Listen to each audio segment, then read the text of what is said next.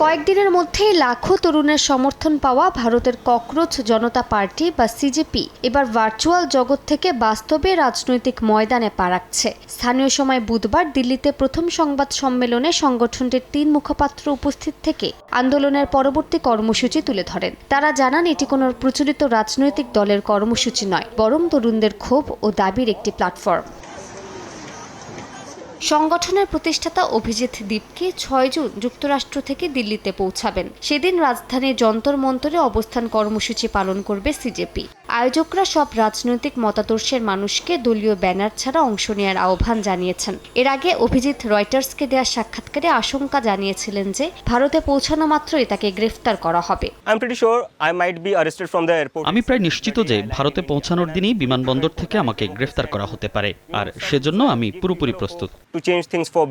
৫ জুনের মধ্যে ভারতের শিক্ষামন্ত্রী ধর্মেন্দ্র প্রধান পদত্যাগ না করলে ককরোচ জনতা পার্টির বিক্ষোভে যোগ দেওয়ার ঘোষণা দিয়েছেন শিক্ষাবিদ ও জলবায়ু কর্মী Sonam Wangchuck. Right from how abruptly from my home I was. Savoy Discourse.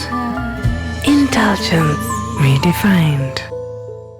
সংবাদ সম্মেলনে শিক্ষা খাতে সাম্প্রতিক বিতর্ককে সামনে আনে সংগঠনটি। ভারতের NEET পরীক্ষা ও CBSE ফলাফল নিয়ে সৃষ্ট বিতর্কের দায়ে কেন্দ্রীয় শিক্ষামন্ত্রী ধর্মেন্দ্র প্রধানের পদত্যাগের দাবি করেন মুখপাত্ররা। তাদের অভিযোগ, পরীক্ষা পদ্ধতির ত্রুটি ও অনিয়ম লাখো শিক্ষার্থীর ভবিষ্যৎকে অনিশ্চয়তার মুখে ফেলেছে। আমাদের শিক্ষা ব্যবস্থা পুরোপুরি ভেঙে পড়েছে।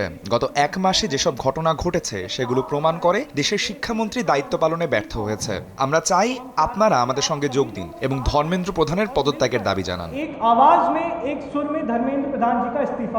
ভারতের প্রধান বিচারপতি সূর্যকান্তের একটি বিতর্কিত মন্তব্য থেকে ককরোচ নামটির উৎপত্তি।